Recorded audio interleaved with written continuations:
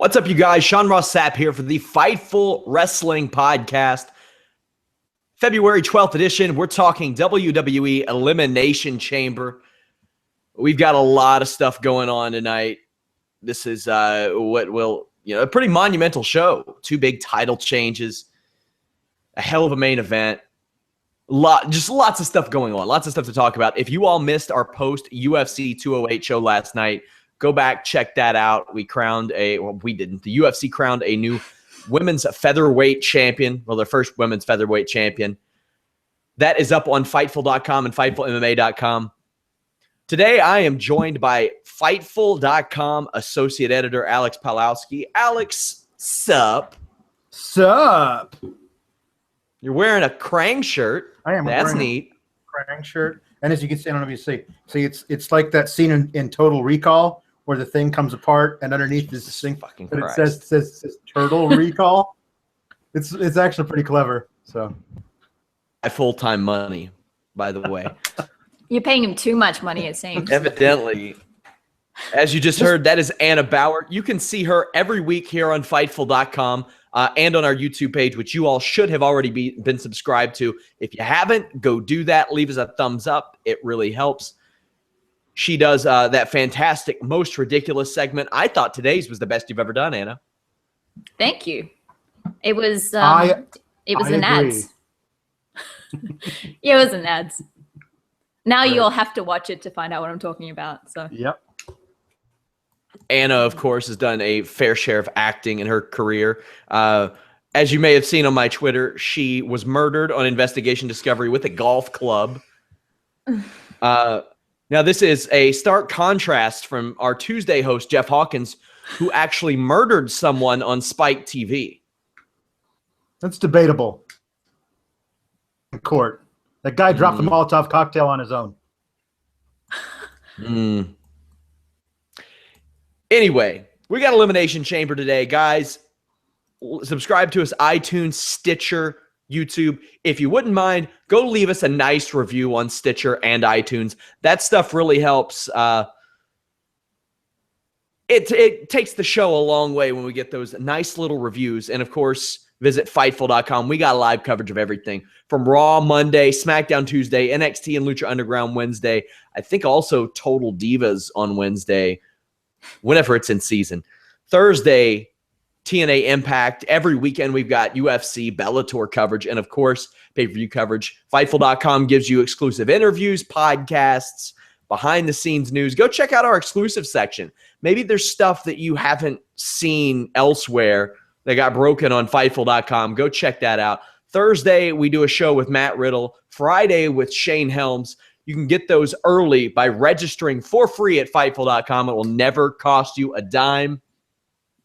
Also, head over to ProWrestlingTees.com/Sean Ross Sapp. Get those beautiful Fightful tees. They've been selling like crazy. But we've got Elimination Chamber to talk about. Hot damn. We'll start with the kickoff show, and we will work our way up.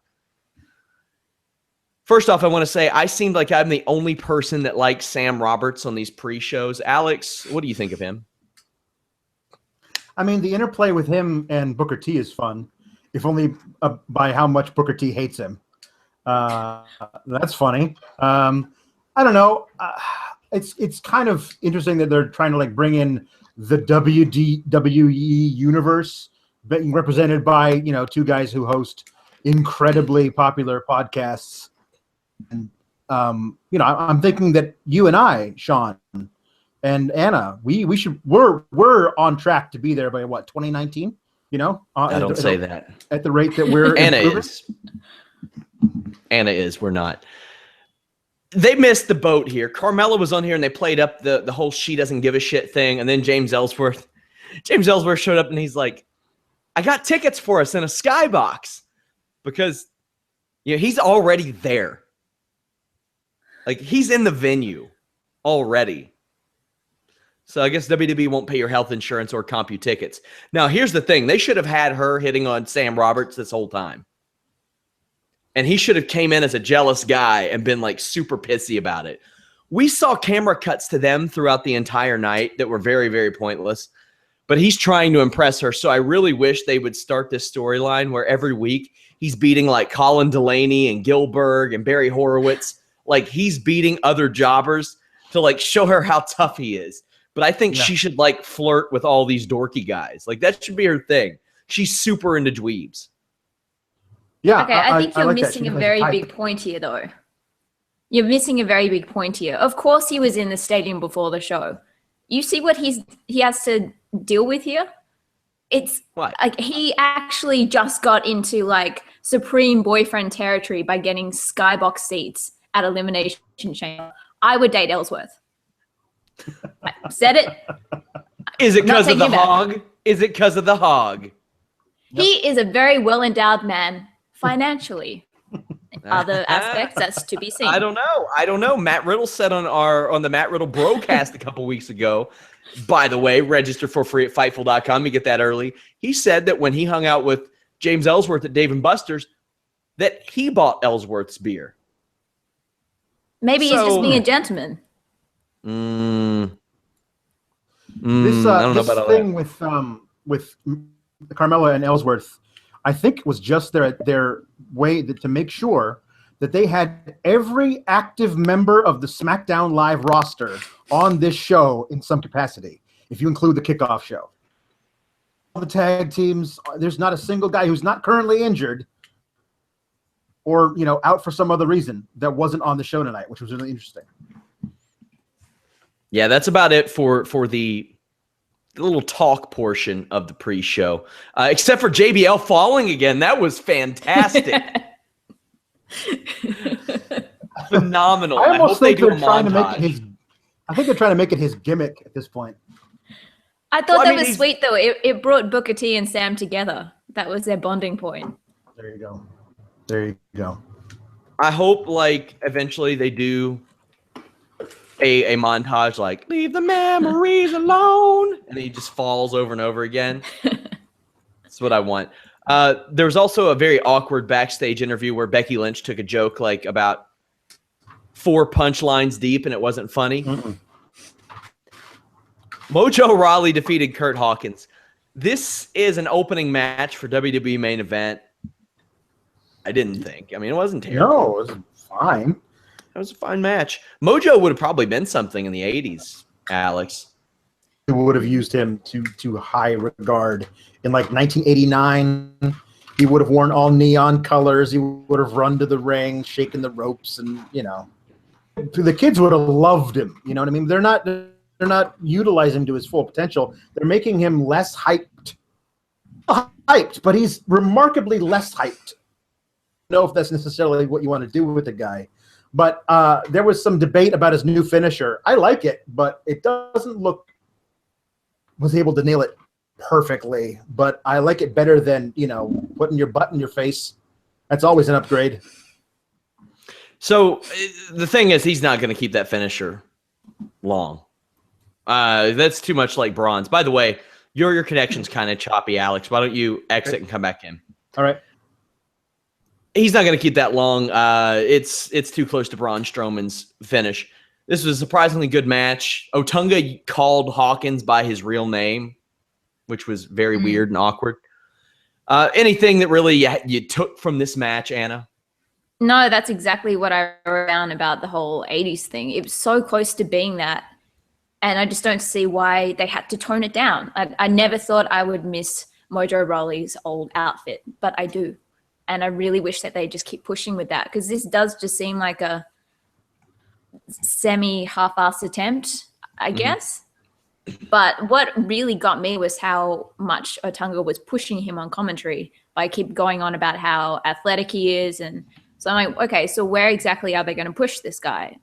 Like IC title? Can he get that much over? I just want them to bring the 80s back, and then sure. They think something of him. They like him for some reason. I don't know. We had an opener on the pay-per-view portion. Becky Lynch defeated Mickie James. The first couple of things that I noticed, Mickie James' theme music is very babyface, and the crowd reacted accordingly. They cheered for her. I wish they would ban those flappy-ass pants. Now, Anna, have you ever worn flappy ass pants to training? God, no. Well, for the sake of, I know you have a problem with them on a practical level, but for me, aesthetically, they insult me. And unless you are Breezango, you cannot pull them off. Yeah. I really wish that they would update her. There was this spot where David Otunga acted like Mickie James hadn't wrestled in 7 years. Oh, so JBL quickly corrected her, and JBL has been exceptional of late. Which he was so good tonight. He was phenomenal tonight. We're getting the JBL of old, maybe because David Otunga is being micromanaged to such a crazy degree. Alex, just yap at me a little bit about how bad David Otunga sucks at his job. He sucks at it worse than Byron Saxton. He's worse than Percy Watson. Oh, yeah. Percy Watson. Percy Watson got a job, showed up, and wasn't familiar with the show. And yet he's still better than David Otunga. Otunga keeps saying stuff like, "Oh, she knows what she's doing. Trust me. Yeah, it's gotten to a point where if Otunga's on your side, I hate you. It's not the good thing for a babyface commentator. His thing about how she hasn't been here in 7 years, that ring rust, it's really showing. Like, guys, she wrestled for your company, albeit on another brand, 3 months ago.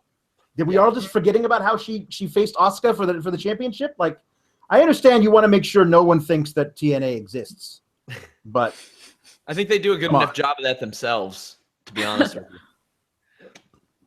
What'd you think of this match, Anna? I liked it. I really like this new Becky. She's still the underdog, the babyface, but she has this, before it was just all victim mentality and kind of annoying, but now she's actually got this, I'm going to go there, straight fire, and it's really cool. And we got shades of Crazy Mickey towards the end where she dropped Becky and then had this smirk come over her face before slowly going over for the pin. Like, yes, do more of that. Not surprised Lynch won. It's kind of the point of bringing Mickie James in. Very curious to see where Becky Lynch goes now. Well, I don't think it can be anywhere but up. But man, they had an excellent match. James had a really nice spinning wheel kick. The one thing I wasn't a fan of is the paint by numbers comebacks, because the heels look really stupid, bumping and getting back up when we've seen it over and over again. Also, Alex, I think it's not as much you as I complain about it to Jeff on the SmackDown show, but I hate front drop kicks. Yep. But they hid how terrible they look with this camera view that was behind Mickie as she got drop kicked. That made it look a lot better, because if you all have ever seen one of those, that especially off the top rope, I don't know how. I mean, unless you hit somebody real hard, it's going to look like it hurts you a lot more than the person taking it. Yeah. The one thing I will add is that I was not a big fan of Becky's ring gear, which was like pantyhose on the top. Nobody was. This weird like black lace V. It did not. I can only imagine from like the back of the house. It looked like she was nude with like a strategically placed piece of cloth across her. Yeah, it was not good. I thought it was a damn good opener. Great to have Mickie James there. Becky Lynch has been really carrying the in-ring on this brand for really since it started. So it's good for her to have some help. We had Apollo, Cruz, and Kalisto. They defeated Dolph Ziggler. Dolph Ziggler attacked Kalisto, and Cruz is such a schmo on WWE TV. So here are my notes. Cruz does a really nice enziguri. Kalisto sold his ass off, dragging back to the ring, then hops up on the top rope and just flies through the air and does all kinds of crazy shit, does some lucha things. Apollo hits a toss power bomb, which looks great, and they win as soon as it's 2-on-1, and they probably should have. It's 2 men versus 1. Mm-hmm. Then Ziggler beats the shit out of both of them. Now, here's what happens. You get called up from NXT way early, super early. They don't have a thing for you. I mean, for a year. Not a thing. You have no personality. You got nothing going for you. Then, as a babyface, you beat a heel 2-on-1. You get Pillmanized with a chair on your ankle, and you cry on TV. You cry. Damn. And hey, got two actors here. He cried his ass off, Alex. Yes, he was very, very convincing, especially after that second Pillmanizer. Like, wow, you really believed that he had snapped his ankle. The thing about this is that not only does all that happen, but then as the heel is leaving, he gets a thank you Ziggler chant from the crowd. That's how you know you're really over as a babyface. When the heel breaks your ankle twice and gets cheered for it. The funniest part about all this was people were like, he's a heel. How can he wear the American flag on his pants? I'm like, you gotta hate America if you're a heel. A lot of the jerks that I know really love America. Yeah. Like I know some real assholes that maybe take it a little too far. Right. The only thing heelish about his tights to me is that it looked like a 4th of July Coors Light can. Yeah. He should wear them all the time and then ask ladies if they want to ride the silver bullet. He's want to take a drink? He's bad. But the other thing is I can't help but feel that it's not Apollo Cruz's fault. I don't think it is. He's really, really good in the ring. He's really athletic. He can do a lot of great stuff. They brought him up here and gave him nothing for a year. I felt like Robin Williams in Good Will Hunting. just telling him over and over again, it's not your fault. He would be a top NXT heel right now. No, Sean. What? It's not his fault. It's not his fault. Listen to me. It's not his fault. Am I lost on the reference? What are you talking about? Good Will Hunting? You've never seen Good Will Hunting? Nah, I don't watch that trash. Oh my. Oh, okay. All right. That's good. All right. I'm sorry, I'm not an actor. Well, no, it just explains why you just ripped on a guy for crying after he got his ankle broken. So yeah. Here's the thing, guys. And this is a lot of times with baby faces we hear, oh, well, they can sympathize with this person. They can sympathize with this person. Unless you're really special, like Bayley has been. Generally, maybe it's just me. I don't want to sympathize with people. I don't want to sympathize with anybody. I want to see somebody succeed. I want to see somebody do well. I want to see somebody just kick the shit out of somebody. I don't want to sympathize with anybody. I'd rather everybody be doing good in life. That's who I cheer for. Winners. Except for the Cincinnati Reds. The big question is here, what do they do now? That Ziggler's getting chants thanking him for breaking a babyface's ankle. Like, this heel turn has not done what they wanted it to if they want him to get booed. You know what I mean? Like, it's interesting. I mean, I guess they're going to keep Apollo Cruz on the shelf with a broken ankle for a while, but I mean, where does this go? Yeah. Anna, your thoughts? Look, I agree 100%. I don't think it is on Apollo Cruz. I mean, given especially the fact that, okay, kid, you're going out, the chair thing's going to happen, he's going to fuck up your ankle. He sold it. He sold the shit out of it and committed 100%. So I don't think the issue is with him. This whole, and I said on Twitter, I felt really bad, but there's part of me that just really enjoys seeing Kalisto getting beaten up. And then it just extends to seeing small people getting beaten up. And like, I'm 5'2", so I shouldn't be on this anyway. I have issues apparently.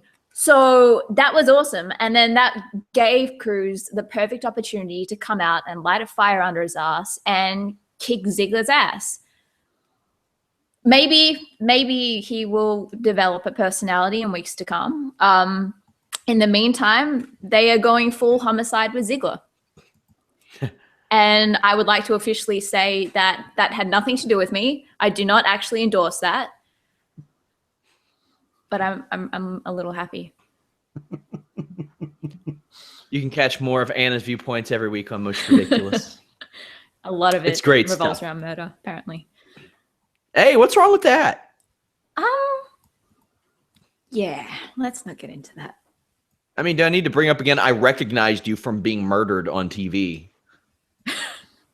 So, yeah. hey. Yeah. Altogether, I don't know what's up with the Ziggler thing. I guess we'll find out. Kalisto, he ain't special. They got a bunch of cruiserweights that can do everything that he can do and are more energetic and more charismatic, and they put him on SmackDown, and they really don't need him there. We had tag team turmoil. I was really hoping American Alpha would run the table, but it started off with Rhino and Slater. Slater is deceptively athletic, Alex. Yes, he is. No, he really is. And yeah. And he was over with this crowd. What'd you think of his and Rhino's performance? I wonder if maybe there were other plans and they heard how over Rhino was with that crowd on Tuesday, because he was. And he was. They got a little bit of shine here. He was over tonight, too. The thing about this is that they broke up on an episode of Talking Smack. Like, after they lost their rematch for the titles when they lost them to the Wyatts on SmackDown, they went on Talking Smack, and Rhino just walked out on Heath Slater. That was it. It was over. And then the next week on SmackDown, they were back together again with no explanation. So I guess they were playing that angle and then decided to abandon it. People make I'm glad that Alex, couples fight. That's true. That's true. I wanted the scene where Rhino said, "Listen, I'm sorry that I walked out on you." And he said, "It's okay. I got you this," and hands him some Cheese Whiz and crackers. Like, wouldn't that be nice? We'd love that. Yeah. But they took on, for the first part of this tag team turmoil, they took on Breezango, who is great, and I love them. More so even now that they looked like they were fashion cops on the Love Boat because they were wearing all white uniforms, and I love them forever. And I need them to be in a more elevated place in this tag team division because they're great in the ring. They work really well together. They make the other guys they're fighting look like $1 million all the time, and they're incredibly entertaining. I don't know why they're not at least the third most important team on SmackDown. Speaking of looking like $1 million, you guys, if you want to look like $1 million, head over to Fightful.com and click that on it link. Use the supplements used by stars like Bayley, Seth Rollins, Cesaro, Triple H, Roman Reigns, Sheamus. If you're a UFC fan, Donald Cerrone, Cody Garbrandt, some familiar names. You can check out their apparel. They have some great shirts. They have some great hoodies, great tank tops, a lot of cool stuff over at On It. Also, their workout equipment is top-notch as well. Head over to Fightful.com. Click that On It link on the sidebar. Also, check us out at ProWrestlingTees.com/Sean Ross Sapp. Get yourself a Fightful shirt, hoping that we might add some more soon. I don't know. Yeah. Breezango. Well, who do you think fared better, Anna? The Vaudevillains or Breezango? I have to say Breezango. I mean, they got to hand out fashion tickets in the middle of the ring. Yeah, so it's very true. I mean, I was just happy that the Vaudevillains lasted over a minute. That's a new record for them, I think. Since it's been a while. May, I think. Yeah. Yeah. It was a fun turmoil. Ascension came out as the Purge. Unfortunately, after I like the look. Well, yeah. But unfortunately, after the Usos re-debuted in this new gimmick in all white, I can't get the image of the Backstreet Boys out of my head. So that's all I see anytime I see them. But honestly, I know I'm biased and I know every single time I come on here, I bring them up. But I'm not going to be satisfied with anything until we see the revival. And this seemed like the perfect opportunity for 3 weeks in a row. Seemed like the perfect opportunity. And I know it's not their time yet. And I know that they're starting up with... Your dash of excitement will come eventually. There's no way that they can hold these guys. I know. There's just so many opportunities. And I got so... I needed to pee. I needed to throw up. I needed to pass out. Just waiting for that moment for their music to hit. And it didn't happen. And then... it was great. It was a great match, but it just wasn't that.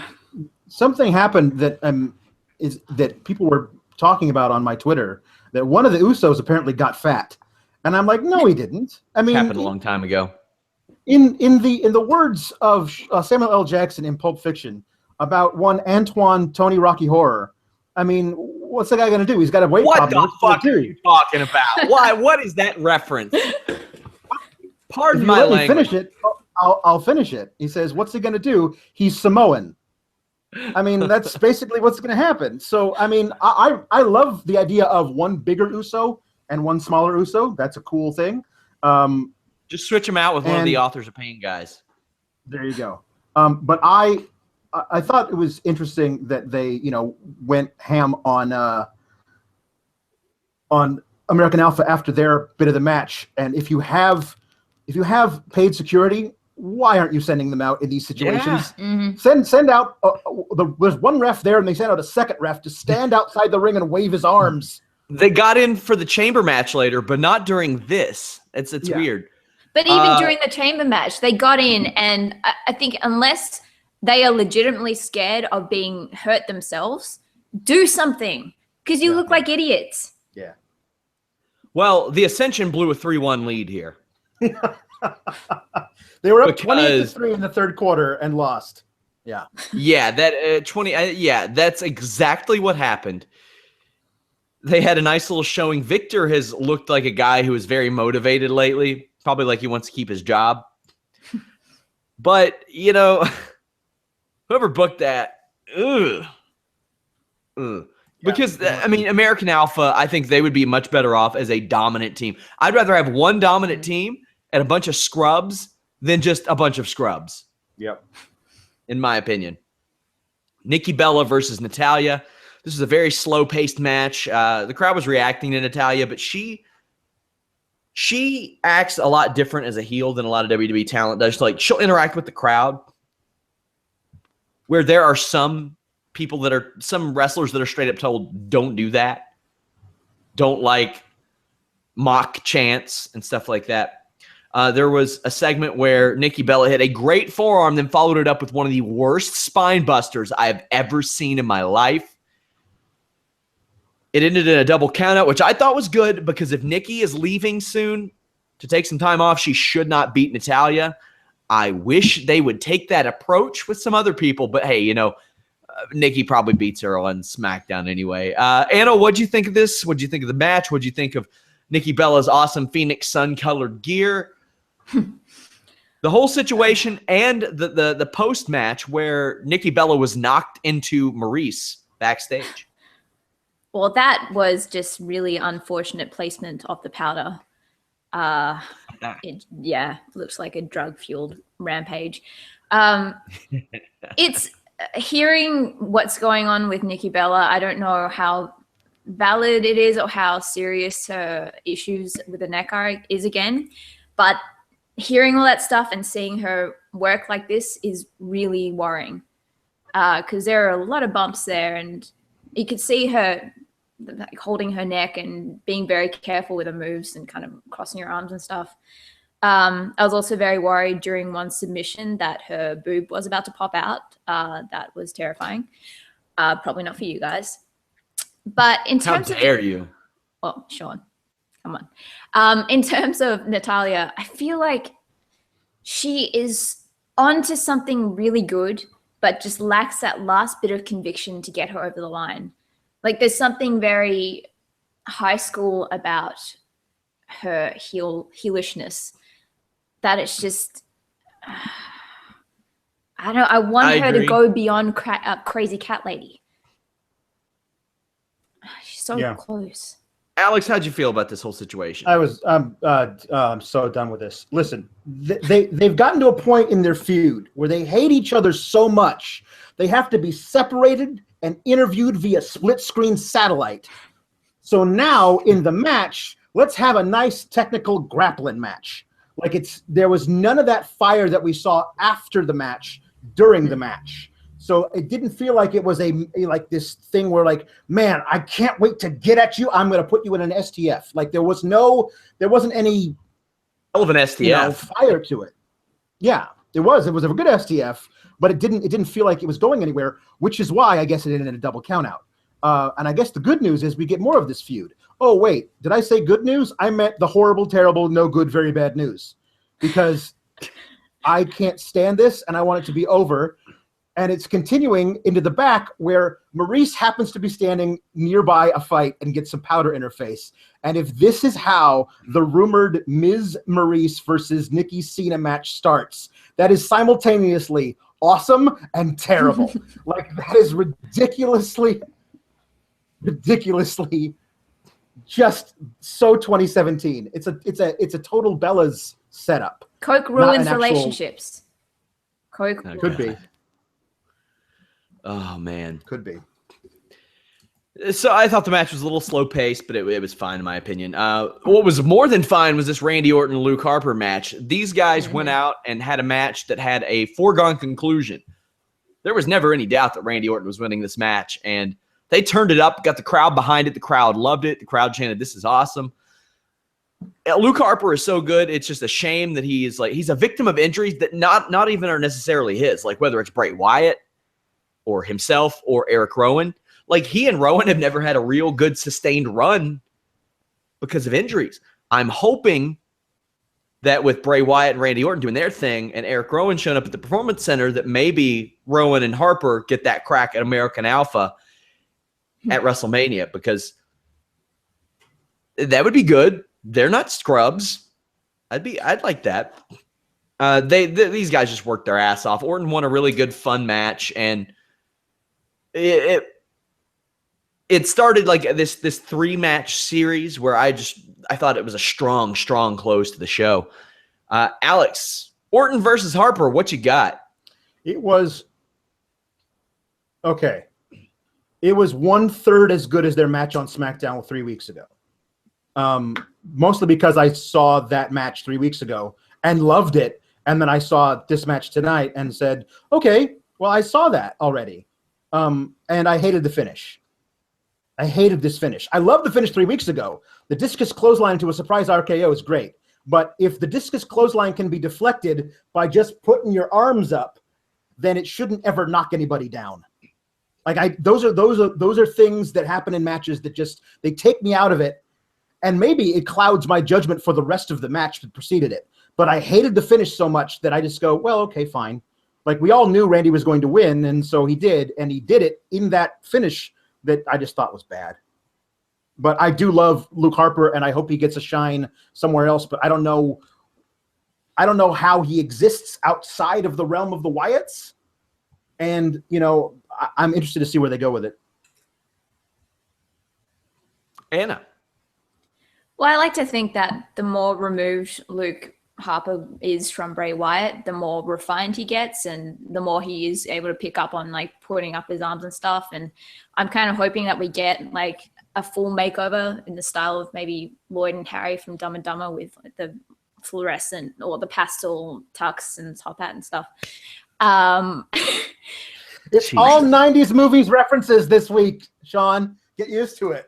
Rocky Horror Picture Show is not 1990s. No. It was from Pulp Fiction.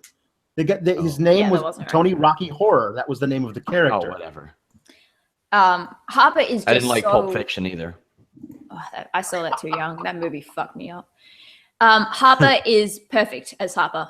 There was just that close-up of him, and he has this facial hair going that is just perfectly accentuating his eyes, like women try to do with makeup, that it's just naturally there. And he's just perfect. I love him, and I love this match, and I'm probably biased because I love him that I love this match, but I cannot wait to see where he goes. And for someone my size to watch these two big guys beat the shit out of each other and get suplexed from the top rope, that just makes me sit there and go, I don't know how you're moving. I would just lie there and just be like, I'd throw my own hands up. It's like, no, I'm not doing this anymore. Thanks. Bye. Yeah, there's a lot of stuff set up for WrestleMania, but there are a lot of questions that are answered and a lot of people that don't necessarily have direction. We don't know what's going to happen with Luke Harper. We don't know what's going to happen with Dolph Ziggler. We don't know if Apollo Cruz will be around anytime soon. We don't know what's up with that. Guys, if this is your first time checking out Fightful, also head over to Fightful.com. We cover MMA, pro wrestling, and boxing. If you don't like MMA or pro wrestling or boxing, you can go to FightfulWrestling.com or FightfulMMA.com. We do more podcasts than anybody. On our Monday show, we have Alex here. Take a look at the booking, the direction of WWE. Much like we do on the Tuesday show, I have Alex and Jeff Hawkins on to lend a little bit of credibility to the acting side of things. They're able to break that stuff down, the improv of pro wrestling, the booking directions of pro wrestling. We're able to break that down. On Wednesday, we have Jimmy Van, the owner of Fightful.com.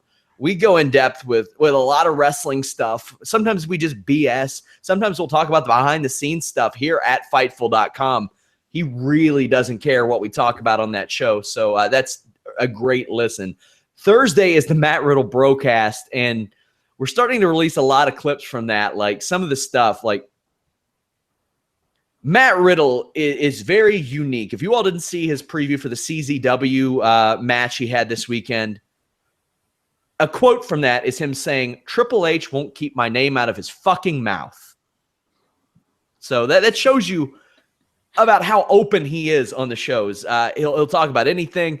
We cover some kind of unusual news stories on occasion. He's always embroiled in some sort of online feud that we also talk about. Friday, Shane Helms. Depending on the week, we may talk about current wrestling events. We may tackle one particular subject. You can check out some of our archives where we've talked about backstage fights. We talked about the end of WCW. We've talked about his run in WWF, his experiences in Royal Rumbles. Lots of stuff on that Shane Helms show. We also cover any breaking TNA news. When TNA was getting sold, we talked about it literally as it happened on the show. Like we paused the show as it happened and resumed it when he flew to Orlando so he could comment on it. Definitely worth checking out that as well. On the MMA side, we have Showdown Joe Ferraro, who's nominated for Fighters Only Magazine Journalist of the Year. Once Upon a Time. We've got UFC fighter Elias Theodorou. Last Friday, we had former UFC title challenger and UFC Hall of Famer Frank Trigg on the show. You're not going to get a whole lot better MMA insight than you get here at Fightful.com with our broad array of guests. So yeah, check it out. Subscribe, YouTube, iTunes, Stitcher. Now that we got that shill out of the way, Naomi defeated Alexa Bliss to become women's champion. Now, I wasn't sure how I would feel about this because I have been an outspoken critic of Naomi's for a very long time. The stuff that she has brought in the ring over the past few weeks. Now, a lot of people are like, well, I was on Naomi's side a long time ago. She wasn't this good a long time ago. She wasn't. She has been phenomenal in the ring. This match was good. I really liked it. They both had some pretty awesome gear, too, for this pay-per-view. Naomi hit the buckles real hard on a bulldog attempt early in the match, and I was like, oh, it's going to be one of those types of matches. They worked with each other. Naomi has improved so much. And after she won, she cut an unbelievable promo. And for a long time, we've seen these wooden scripted promos out of Naomi, and she's going to have to get better at that. She really is. But she looked... you could tell how much the moment meant to her. I don't think she was expecting the "you deserve it" chance. This was a fantastic moment. Yeah, and I'm really glad that she got that time at the end to speak. And yeah, that was the most genuine I think we've seen her and the most comfortable we've seen her. But up until that point, I know a lot of people love her and a lot of people are over the moon that she got this. I really hope we see more personality from her because I don't understand. I don't know where they're going with her because I don't know exactly what she brings to the table except for like cool neon and dance moves. Which I did say before this. I did say before this match, Sami Zayn would dominate Naomi in a dance-off. I want to see it. Wouldn't even be close. So bad. I have to see that. I would pay everything I have to see that. That's adequate. It wouldn't even be close. It wouldn't even be close.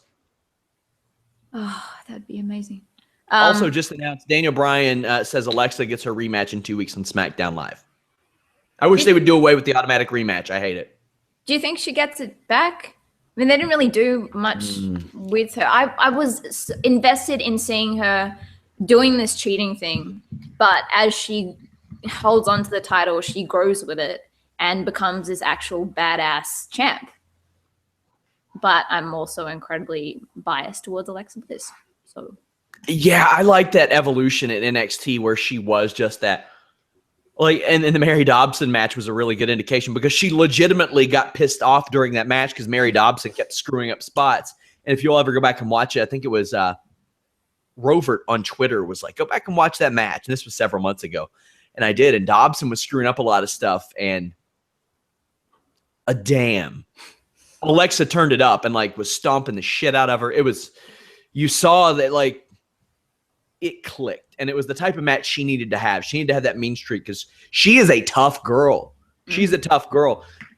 She'll get that, especially years ago, she would have gotten that, well, she's a model type of stigma. No, she's tough. She's learning. She's getting better. And Naomi got a lot better too. Alex, your impressions from this match, the post-show promo. I liked the match a lot right up until the end because it was one of those things where there was no reason for Alexa Bliss to put herself in position to take the split-legged moonsault. She was in the middle of the ring and completely laying in the wrong angle and rolled into position for no reason at all. Which, to me, it's one of those things that I don't like having to turn off my brain to watch that, and I like it. However, I've been a fan of Naomi just as doing stuff that other girls don't do. At least they didn't do it before the Horsewomen got called up. She was in the main event scene of the women's division back when it was Nikki, Paige, and her like a year and a half ago. And then she kind of got lost in the shuffle when Charlotte and Sasha and Becky got called up. And it's good to see her, let's see what she does with the title. Her promo was honest and emotional and really touching, honestly. Like, she did not expect those chants. And she was really feeling it. I don't know what they do with her either. I mean, at this point, who knows if the SmackDown women even get a title match at WrestleMania? Is it going to be another big 6-woman tag thing or something? Just to get as many of them. They're so good. They are. They're so good. But the WrestleMania card is loaded right now, and it doesn't even have I think does it have one penciled in SmackDown match, which is going to be Orton versus Wyatt. Everything else comes from the Raw brand. Hey, so they could swap out Shaq and Big Show. Man, I saw Shaq this weekend, and he did not look in WrestleMania shape. He is taking this much more seriously or he's not taking it as seriously as Big Show.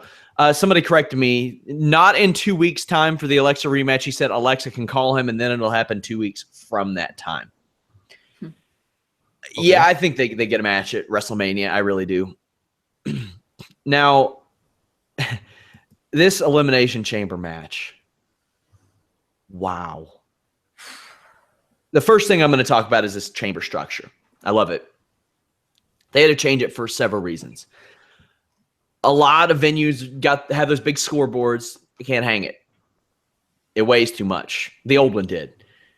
I loved it. And I saw a lot of people crying and bitching and boo. And they put padding outside the chamber. Oh,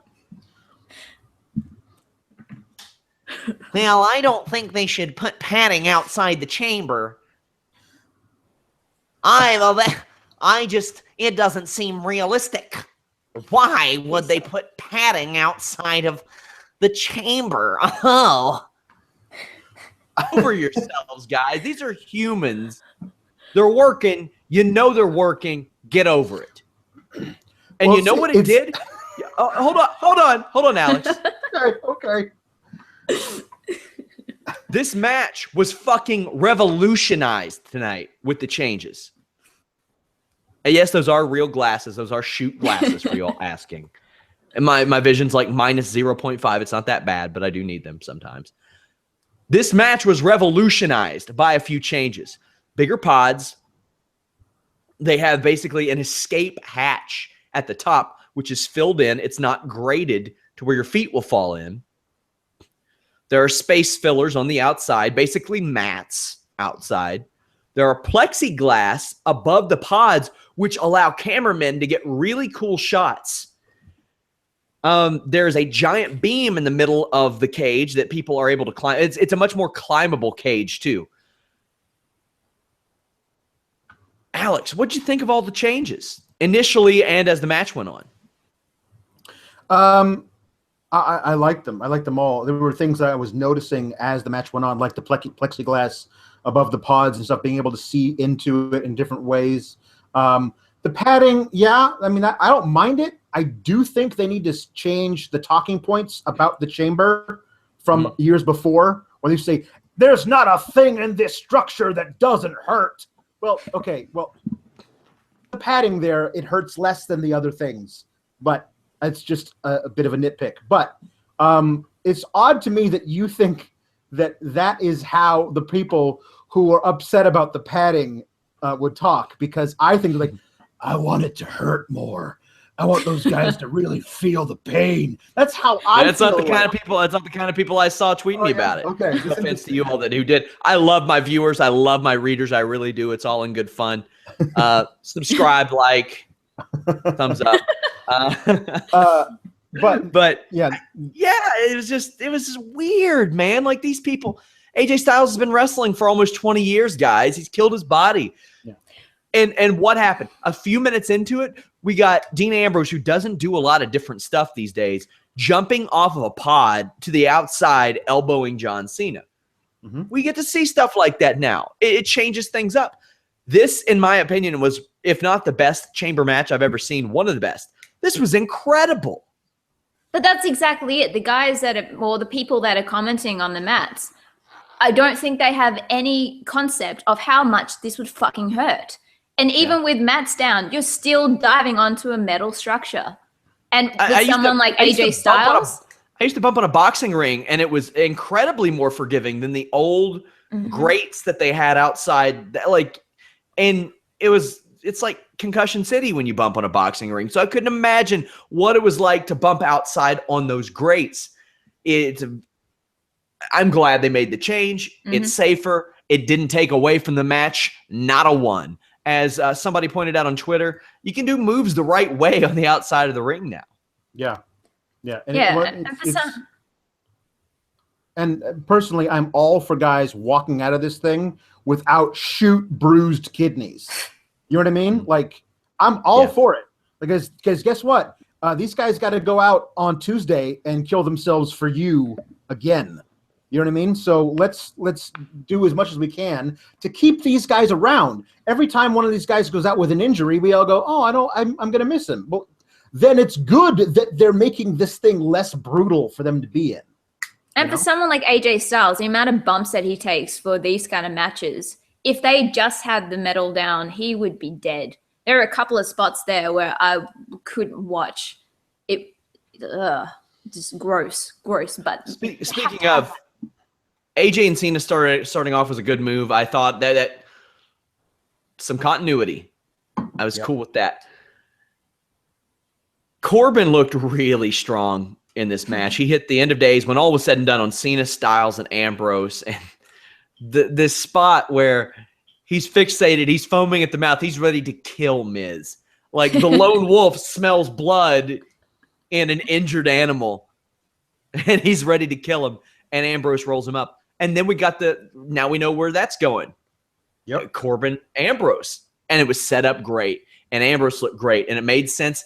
And what that did, and whoever booked this, beautiful. I love it. This is what makes me happy to be a wrestling fan. Miz walks right in. He gets his revenge on Dean Ambrose by pinning him and picking the bones. Put a bow on that. Then you just untie that bow and cut it all up because John Cena hits him with an AA and pins him. After a period of Miz domination where he kicks the shit out of John Cena and Bray Wyatt. Yep. He was mollywhopping these two sons of bitches. Like throwing the Daniel Bryan kicks. Anna Bauer. How about that badass Miz? I love that man so much. Fueled up on coke. Oh man! He was mad. He was mad because Nikki Bella fucked up his stash. No, he was fucking. Do you see his face like before the pod opened? He was shitting himself. And then the pod opened and he sees Corbin staring at him and he does not move. I wish they still had the doors that they could actually move at that point, just to have an Orton spot from, I think it was 2014, of just closing the door again and not getting out. Because that was amazing. And it was perfect coming up and taking over with Ambrose and MVP the only person in this match who I didn't think stood out was Dean Ambrose, and he didn't need to. Dean Ambrose didn't need to stand out because Baron Corbin made him stand out. Alex, a spot I want to talk about. So at some point they decide, hey, what's a cool spot we haven't seen anymore? And I guess maybe Bray Wyatt or AJ Styles is like, hey, remember that move Hernandez used to do where he'd grab somebody by their fucking throat and just chuck them over his head and they'd fly across the ring? Let's do that from the top rope. Yep. Yeah. It was a horrifying bump. It was horrifying bump. It was. This match was booked impeccably from the very beginning. We get to see 5 more minutes of one-on-one of AJ Styles and John Cena. Like, that's just something that we've all wanted to see. They've been doing great matches all year. We get to get that. That's great. Dean Ambrose comes in. We get to get a renewal of the feud between him and AJ Styles that lasted most of the fall. That's great. We get Bray Wyatt coming in and being very Bray Wyatt-esque, doing a lot of great of all of his stuff, throwing his body around, just being that, this guy who's not afraid to use his body as a weapon. Corbin looks like a monster, destroying everybody. You get The Miz gets to play coward. Ambrose gets to be the crazy guy who comes in for a roll-up. Corbin destroys him, looks like even more of a monster. That builds up their Intercontinental feud, which is coming up. It puts a bow on the other thing. Then Miz starts his feud with John Cena. Like, everything led so well to everything. Even when you have Bray Wyatt getting a pin clean on Cena, which is a great callback to all their feuds like 2-3 years ago that he had with Cena, which is a kind of almost a catharsis. Well, I might know what I'm saying. The right word for it. But it's actually, it gets all of his comeuppance on Cena, that he's tried so hard to overcome that guy his entire career and finally does. And then we get great stuff between AJ and Wyatt, stuff we have never seen those two guys wrestle before. Like, it was so great the whole way through. I loved this match. Loved it. Yeah, this was some special stuff. And, maybe it's recency bias or something like that, but straight up, I'm like, okay, do I remember a better chamber match? Maybe there was one, but if none stick out, then maybe I don't think there were. Especially what was John Cena doing? As I said earlier, what was he talking about, doing a flying body press off the top of a pod? Don't know. What did he have to prove tonight? Don't know. Something. Well, there was Anna, still people booing him, so. Yeah. Anna, your reaction when Bray Wyatt pinned John Cena? Oh, that Abigail was beautiful. I am in love. It was just, I'm in awe of these men. I'm actually in awe of them. And in awe of them, you say? In awe of these men. So, shoot! Yeah, dude, I lived in America for 2 years. Would you say that it was awesome? I would say it's awesome because I'm not a jabroni. Be damned. Yeah, I'm I gotta be honest. You shut my shit down by changing your accent like that. I didn't expect that. Well, good to know now for future reference. Well, yeah, I'm on the show with these actors, so yeah. This match was great. AJ Styles and Bray Wyatt gave you a taste of what's going to happen with them somewhere down the line. Yeah. And oh, damn, it was good. Anna, this interaction between these two, that was something special. Mm-hmm. I am so excited. The way that AJ took that Sister Abigail, too. Sorry to cut you off. Damn. Yeah. It was... This is how you build up to WrestleMania. This is how you do it. And I really hope Fastlane delivers, honest to God, because these guys knocked it out of the park and then some. I am just so fucking excited.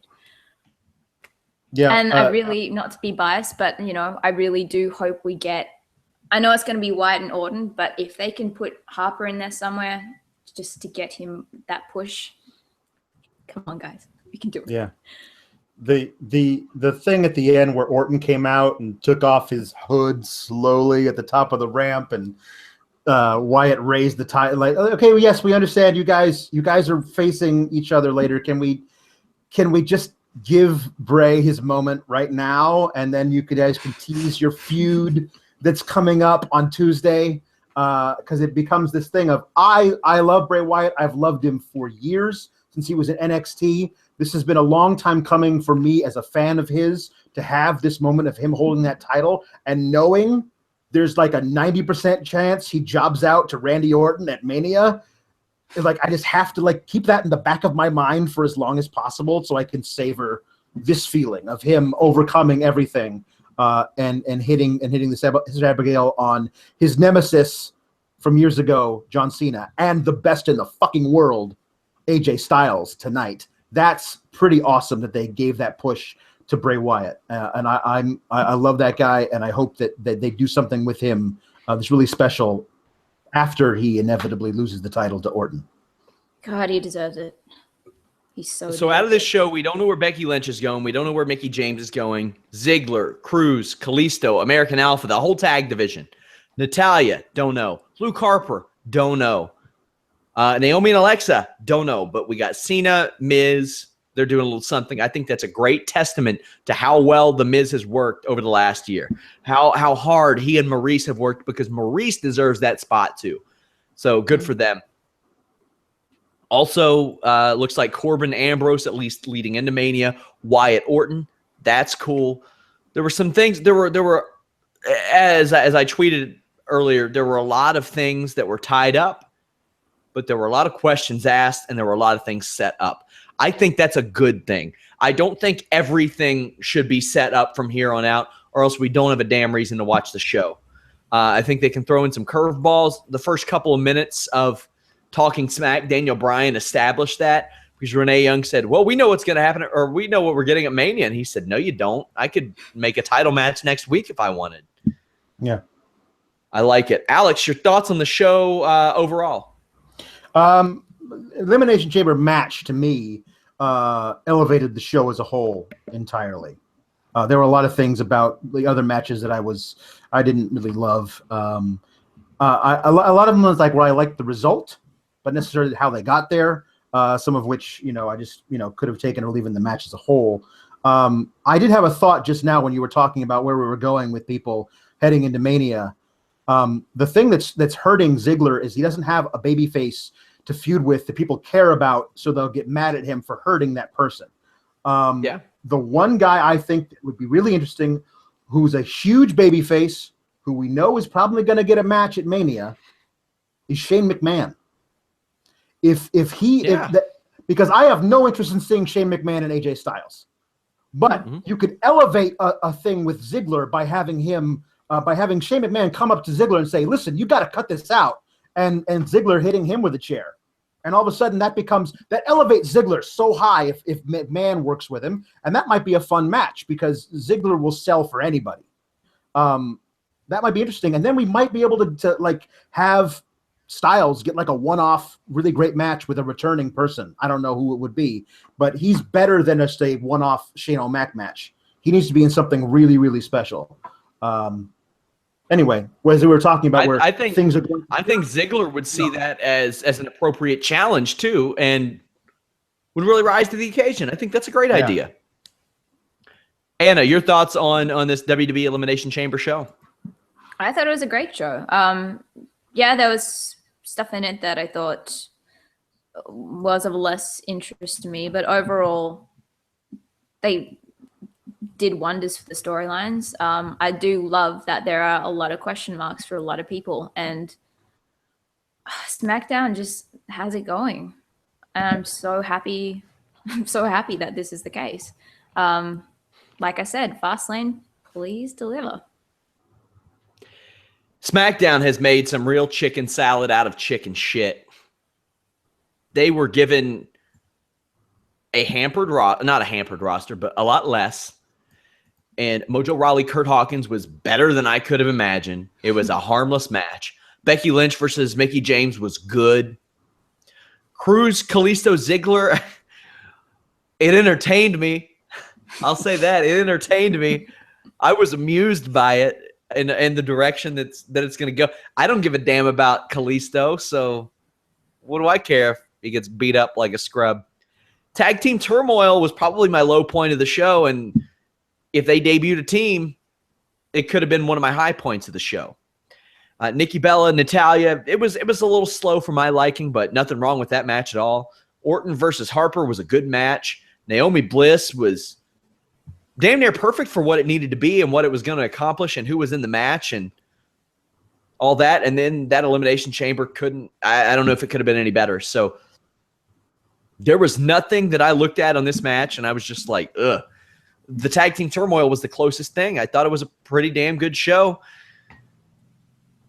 So, I mean, I could have spent my night watching The Walking Dead. Maybe I would have enjoyed it a little bit more, but I'm not like leaving this show saying, damn, I missed The Walking Dead for this. No, it's a good show in my opinion. We are back tomorrow night after Monday Night Raw with Alex. But we got that Anna Bauer segment up on Fightful.com. Anna, tell them all about yo stuff. It is WWE's Alternative Facts. And that in itself is an alternative fact. This week we have a special PSA presented by Tout and Nads, which you'll have to watch to find out what that actually means. We diagnosed Natalya because she's batshit. But there's something else going on there. Bring you up to date on Harper's situation. Alex has a special cameo, which is very special. Special report. Jeff as well. Yeah. Yep.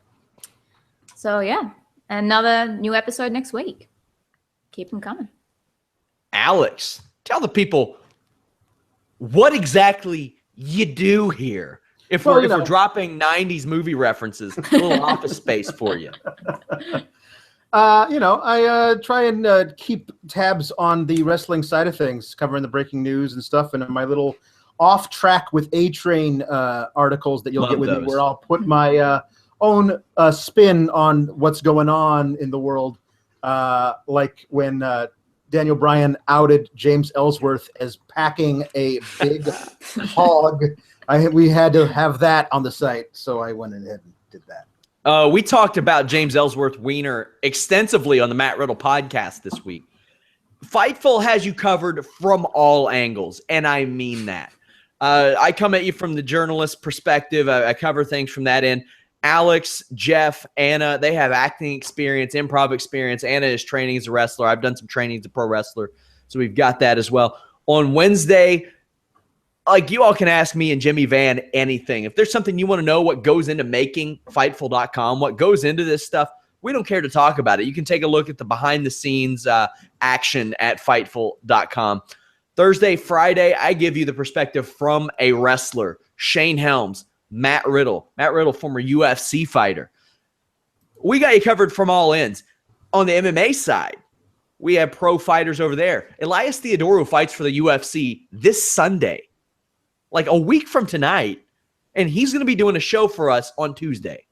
Like, that's how we get you covered. Also, Showdown Joe, myself, just all the time, you guys. Like, every angle you can possibly get.